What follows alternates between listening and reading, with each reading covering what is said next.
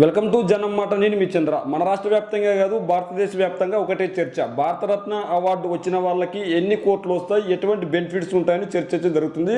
అయితే ఈ భారతరత్న అవార్డు భారతదేశంలో అత్యంతమైన ప్రతిష్టాత్మకమైన అవార్డు. ఈ అవార్డు తీసుకున్న వాళ్ళే కొద్దిమంది ఉన్నారు. ఇది కేవలం భారతీయులకు మాత్రమే ఇస్తారంటే భారతీయులకే కాదు, మన దేశం కోసం కావచ్చు, లేదంటే ప్రపంచవ్యాప్తంగా పేరు పొందిన వ్యక్తులకు ఈ అవార్డు అయితే ఇస్తారు.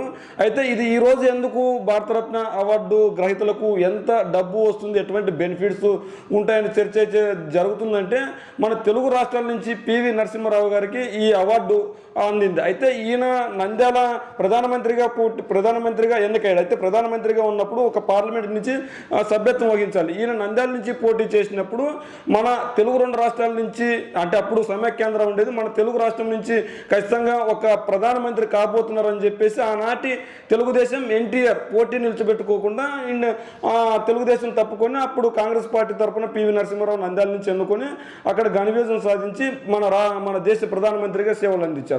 ఈ నేపథ్యంలో ఈరోజు ప్రధానమంత్రిగా సేవలు అందించి మన దేశ ఖ్యాతిని ప్రపంచ వ్యాప్తంగా తేటతెల్లం చేసిన వ్యక్తి, మహోన్నత వ్యక్తికి ఈ అవార్డు అందింది. అయితే ఈ అవార్డు అందిన తర్వాత ఈయనకి అవార్డు అందించడం చాలా శుభపరిమాణం అంటూ మన దేశంలో ఉన్న ప్రముఖులు చాలామంది అభినందనలు తెలియజేస్తున్నారు.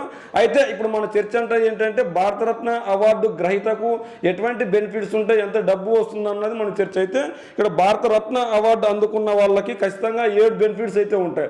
ఆ 7 బెనిఫిట్స్ అంటే ఏంటంటే, జీవితానికి పన్ను మినహాయింపు. అయితే ఈయన ఏదైతే జీవితకాలం జీవించి ఉంటాడో ఈయన సంపాదించిన డబ్బుకు కావచ్చు, మిగిలిన వగైరకు కావచ్చు, అవార్డు గ్రహీతలకు ఆర్థిక ఉపశమనాన్ని అందిస్తూ బహుమతి డబ్బుపై ఆదాయపు పన్ను నుండి జీవితకాల మినహాయింపు భారతరత్న పొందే ప్రోత్సాహంలో ఒకటి. అంటే ఖచ్చితంగా పన్ను మినహాయింపు అయితే ఒకటైతే ఉంటుంది. రెండోది కాంప్లిమెంటరీ ట్రావెల్ అన్నది ఒకటి. అయితే దీని గురించి చూసినట్లయితే, గ్రహీతలు ఎయిర్ ఇండియా యొక్క ఫస్ట్ క్లాస్ మరియు ఇండియన్ రైల్వేస్ ఫస్ట్ క్లాస్ కంపార్ట్మెంట్లో లైఫ్ టైం కాంప్లిమెంటరీ ప్రయాణానికి అర్హులు. సౌకర్యాన్ని నిర్ధారిస్తారు. అయితే ఏదైతే ప్రయాణానికి ఉందో ఆ ప్రయాణానికి ఖచ్చితంగా వీళ్ళకు ఒక బెనిఫిట్, అంటే రెండో బెనిఫిట్ ఉంది. ఇది ఒకటి అనమాట.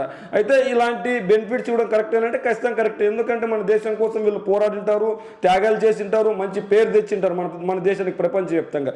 అయితే మూడోది వచ్చి పార్లమెంటరీ భాగస్వామ్యం. అంటే పార్లమెంటరీ భాగస్వామ్యం అంటే భారతరత్న అవార్డు గ్రహీతలు పార్లమెంటులో పాల్గొనడానికి ప్రత్యేకమైన అవకాశాన్ని కలిగి ఉంటారు. ఏదైతే పార్లమెంట్ సమావేశాలు జరిగినప్పుడు కావచ్చు, లేదంటే మిగిలిన సమయాల్లో కావచ్చు, అక్కడ పాల్గొనడానికి ప్రత్యేక సౌకర్యాన్ని కలిగి ఉంటారు. అక్కడ వారు 4వ క్యాబినెట్ మంత్రికి సమానమైన హోదాను కలిగి ఉంటారు.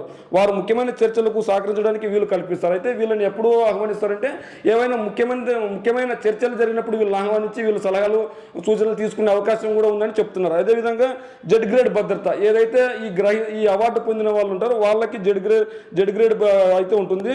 అవసరమైతే అవార్డు గ్రహీతలకు భద్రత మరియు శ్రేయస్సు కోసం ప్రభుత్వం తన ఖర్చుతో జెడ్ గ్రేడ్ భద్రతను అందిస్తుంది. వీళ్ళకు పటిష్టమైన భద్రత ఉండాలి కాబట్టి ఏదైనా వీళ్ళకు ముప్పు ఉందని తెలిస్తే ఖచ్చితంగా 100% వీళ్ళకి జెడ్ గ్రేడ్ భద్రత ప్రభుత్వమే కేటాయిస్తుంది.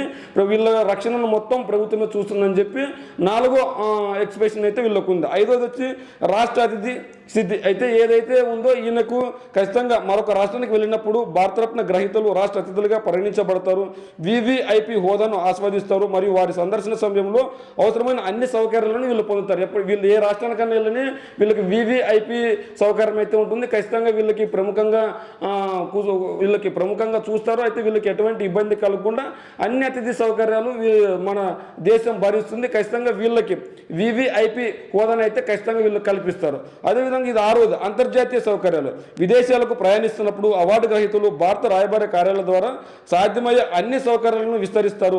ఇది ప్రపంచ వేదికపై దేశం యొక్క గుర్తింపు మరియు గౌరవాన్ని ప్రతిబింబిస్తుంది. అయితే వీళ్ళు ఎప్పుడైతే విదేశాలకు వెళ్తారో ఆ విదేశాలకు వెళ్ళినప్పుడు ఖచ్చితంగా వీళ్లకు అక్కడ అక్కడ ఏదైనా ఉంటూ మనకి సంబంధించిన రాయబార కార్యాలయం అక్కడ ప్రతి దేశంలోనే ఏర్పాటు చేసింటారు అనమాట.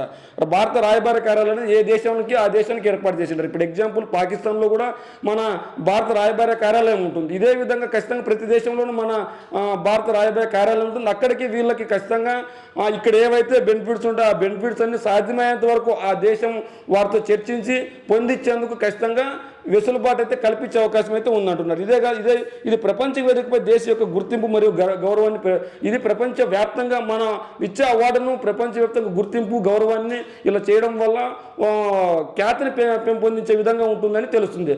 అయితే రాష్ట్ర మరియు జాతీయ ఈవెంట్లకు ఆహ్వానాలు ఈ 7వది అనమాట. అంటే మనం ఏవైతే 7 వస్తాయనుకున్నాం 6 చెప్పుకున్నాం, 7వది రాష్ట్ర మరియు జాతీయ ఈవెంట్లకు ఆహ్వానాలు. భారతరత్న గ్రహీతలు అన్ని రాష్ట్ర కార్యక్రమాలకు మరియు జాతీయ కార్యక్రమాలకు హాజరు కావాలని ఆహ్వానించబడతారు. వారికి దేశ నాయకులతో సన్నిహితంగా ఉండడానికి మరియు ముఖ్యమైన సందర్భాలు సహకరించడానికి వారికి అవకాశాలను కల్పిస్తుంది. అయితే మన రాష్ట్ర మరియు జాతీయ ఈవెంట్లు ఏవైతే చేస్తారో వాటన్నిటికీ ఖచ్చితంగా ఉంటాయి.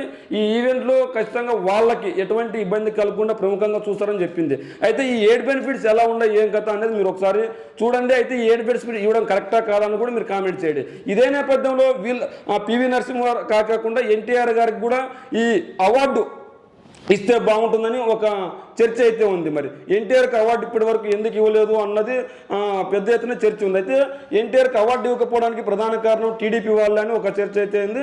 అయితే దీని గురించి మనం ఇప్పుడు చర్చించే ఉద్దేశం అయితే లేదు. అయితే ఖచ్చితంగా ఈ అవార్డు పివి నరసింహరావు ఎన్నిక కాబడుతుంటే తెలుగు 2 రాష్ట్రాల నుంచి అభినందనలు వెలువెత్తున్నాయి. ఎవరైతే ఈ అవార్డు ప్రకటించారో వాళ్ళకి ఖచ్చితంగా బీజేపీ ప్రభుత్వానికి ప్రతి తెలుగు వ్యక్తి అభినందనలు తెలియజేస్తున్నారు. రాజకీయాలకు అతీతంగా ఈ అవార్డును ప్రకటించడంతో ప్రతి ఒక్కరూ అభినందనలు తెలియజేస్తున్నారు. అయితే ఈయన కాంగ్రెస్ పార్టీలో పని చేసినప్పటికీ కూడా ఖచ్చితంగా ప్రతి ఒక్కరు అభినందిస్తున్నారు. ఎందుకంటే ఈయన కాంగ్రెస్ పార్టీలో పని చేసినప్పటికీ మన దేశ ఖ్యాతిని అత్యున్నత స్థాయికి తీసుకెళ్లారు ఈయన. ఈ నేపథ్యంలో ఖచ్చితంగా బీఆర్ఎస్ పార్టీ వాళ్ళు కావచ్చు, లేదంటే వైఎస్ఆర్ కాంగ్రెస్ పార్టీ వాళ్ళు కావచ్చు, టీడీపీ వాళ్ళు కావచ్చు, వాట్ ఎవర్ బేబీ తెలుగు 2 రాష్ట్రాల్లో ఉన్న ఏ ఒక్క పార్టీ కూడా ఈ అవార్డును వ్యతిరేకించట్లేదు. ప్రతి ఒక్కరు స్వాగతిస్తున్నారు, అభినందనలు తెలియజేస్తున్నారు. ఈ అవార్డు రావడం పట్ల ఈయన కూతురు కూడా అభినందనలు తెలియజేస్తుంది, గర్వంగా ఫీల్ అవుతుంది. ఈ నేపథ్యంలో ప్రతి తెలుగు వాడు కూడా ఈ అవార్డు రావడంతో ఈ రోజు గర్వంగా తలెత్తుకునే విధంగా ఉందని చెప్పి తెలియజేస్తున్నారు. అయితే భారతరత్న అవార్డు గ్రహీతకు ఇచ్చే బెనిఫిట్స్ ఏ విధంగా ఉన్నాయి, ఎలా ఉన్నో ఒకసారి మీరే చూసి మీ కామెంట్ రూపంలో తెలియజేయండి.